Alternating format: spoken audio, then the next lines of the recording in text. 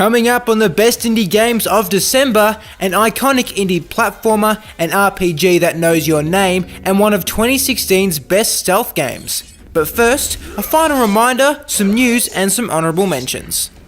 Today is the last day to vote for our 10 best indie games of 2016. We're taking part 2, and in fact, you can see my votes on the screen now. To have your say, take the survey in the description. Stay tuned to Indieformer to find out the final results December 31. Night in the Woods has got a new release date of February next year, as well as a new darker trailer. Overland got the same treatment, with a confirmed 2017 release and a new trailer. The game will combine post-apocalyptic road trips with squad-based strategy.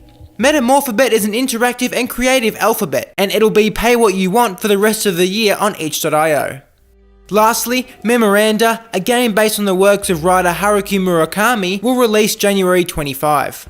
That's the news. Next up is our honourable mentions. The zombie shooter Arizona Sunshine is one of the best games to come to VR so far. However, because of a partnership with Intel, Horde mode was made available only to those with 5th to 7th generation Core i7 CPUs. The feature has since been made available to all players, but the whole affair has left a sour taste in our mouths. A Steam top seller on launch day, Astroneer has been blowing up. At its heart, the game is about exploring the expanses of space and making cool stuff with all the loot you find. It can be played solo or cooperatively with up to 4 friends. Like most early access games, there are some early hitches, including FPS issues and regular freezing. Astroneer has a bright future ahead of it. Made for Ludum Dare 37, Code Red is an action platformer in which you play as a beast breaking out of a lab. The attack animations are stunning and the music gives off Metroid vibes. Jumping felt hard to control for us, but that's quite excusable for a game made in 3 days. Lobotomy Corporation is a permadeath simulation game in which you must contain monsters. Still in early access, it has some kinks to work out. Samurai Lantern is unabashedly small in scale, but nevertheless enjoyable. It has a killer hip-hop soundtrack and nice simple controls. Also, as you can make out from our gameplay, it's very fast and very tough. If you do try it out, we hope you don't die as often as we did. Manigore, aka Daniel Linson, is back at it again with another out-of-the-box game. Walkie Talkie is this giant message board that lets all players post and see one another's messages. Each message can be converted and then played as a mini platform level. There are over 7,000 messages at the time of recording, so that means there are that many unique levels to play. It's free too, so you can go add to that number right now. That's the honourable mentions done. Now, for the last time this year, let's crack into the top 5 indie games of the month.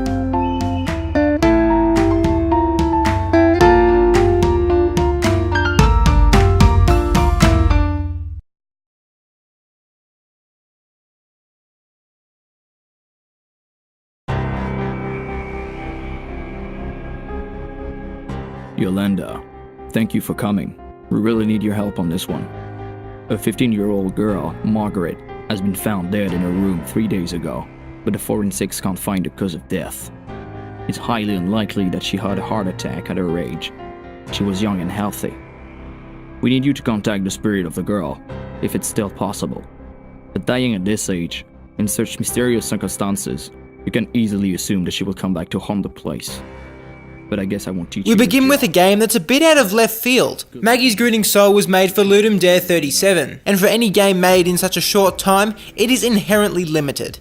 Everything is rough around the edges and the game lasts less than an hour. Still, the game really hooked us and we played it, and we'd love to see the concept expanded further. Set in the 70s, you play as a psychic hired to investigate the mysterious murder of a David Bowie-loving teenage girl.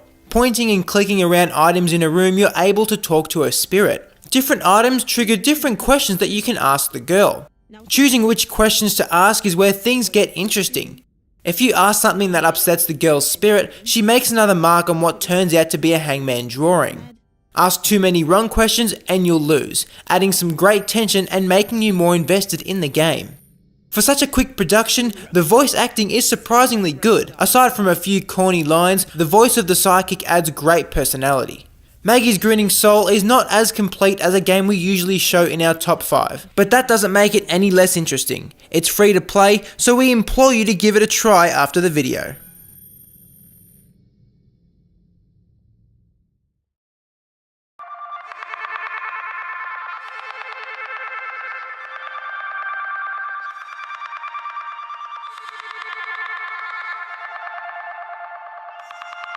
Dungeon Souls is a perfectly fine game, but ultimately it's just another indie roguelike that we didn't really need. All the genre usuals are present. Shops, loot, randomized dungeons, booby traps, permadeath, a spelunky ghost, and the list goes on. If there are any roguelike fans out there desperate for a new game, then Dungeon Souls will certainly suffice.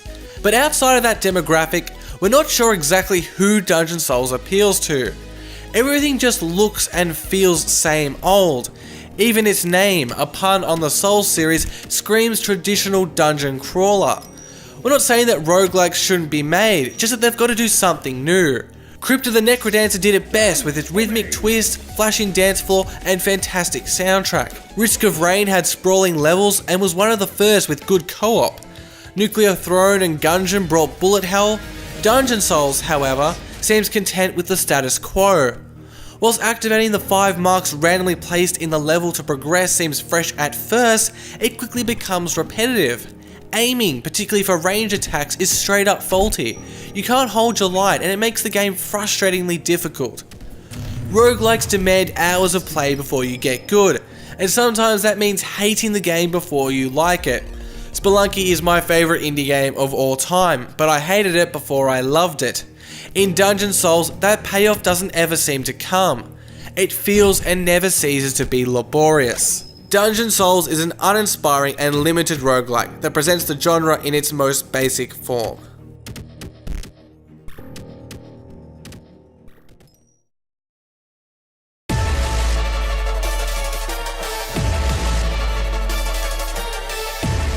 The Shantae series began in 2002 with the self-titled Shantae on the Game Boy. That first edition was published by Capcom, but ever since 2006, it has been self-published by developer WayForward. This new game, Half Genie Hero, is the 4th in the series and the first to have 3D art. It's a huge upgrade and the best Shantae has ever looked.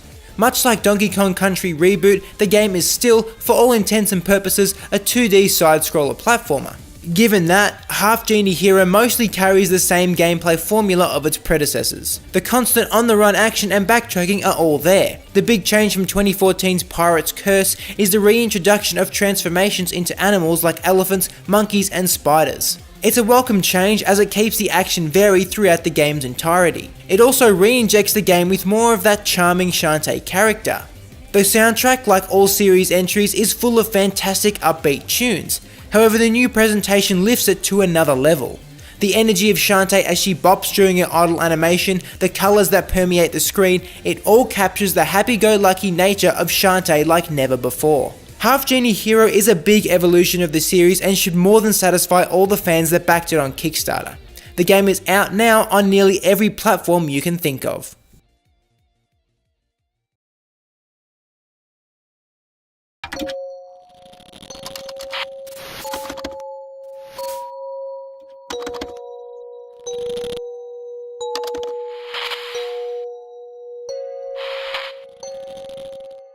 One Shot is a postmodern RPG that plays with you in the most unexpected of ways. The name One Shot comes from when the game first debuted as a free online title 2 years ago. Back then, if you tried to reload the game, it wouldn't work. Why? Because you only get one shot. This feature has been removed from the paid version, but it gives you a taste of the game's clever, peculiar, and facetious nature. Without telling it, the game knows your name. The info is taken from your Windows profile. For unaware players like us, it is an incredibly spooky moment. Without spoiling anything, this is not the only way One Shot meddles with your PC or your mind. These unusual proceedings continue to unfold, and surprise, thrill, and unsettle you. They also immerse you, the person, into the game. You're referred to as God by the inhabitants of the game world. Nico, the cat girl you follow, is the Messiah. She carries the last source of light in this bleak world, hoping to restore it to its radiant past. It feels like the game knows you, and it makes you care more about the world and the plight of Nico. You feel responsible for Nico, guilty for harming her, proud for helping her. Undertale has opened the floodgates for metafictional gaming. Somewhat ironically, it is a game originally made before it and now remastered that has been the next to do something truly different and remarkable with the postmodern genre. With its unusual techniques, One Shot grabs the player and throws them down its rabbit hole for a strange and exciting ride.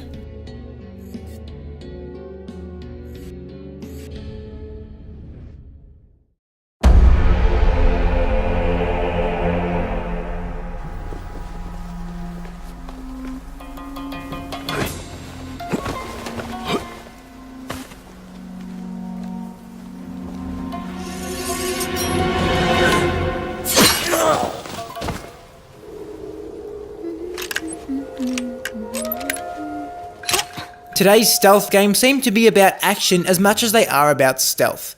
Take for instance last month's Dishonored 2 and its creative takeouts, or even Aragami the month before that. Shadow Tactics Blades of Shogun goes against this trend, instead harkening back to older titles like Commandos and blending stealth with real-time strategy for wonderful results. You have 5 assassins to move about the battlefield. They must remain undetected, so hiding behind walls, concealing fallen enemies and so on is essential. It's not easy to do. From enemy positioning and patterns to the area's layout, there's always a lot to consider, making mistakes common.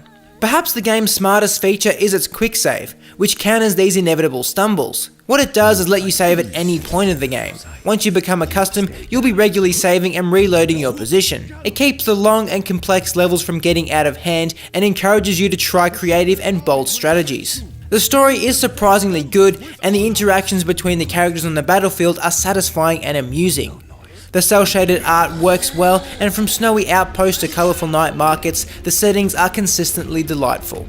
Our only gripes was that the controls, particularly the camera controls, could have been more intuitive and that the load times were considerably long. Outside of those few issues however, Shadow Tactics Blades of Shogun is a fantastic stealth game steeped in the art of observation, patience and execution. It's out now for PC, with PS4 and Xbox One versions coming Q2 2017. Thanks for watching. We'll see you next time here on Indie Former.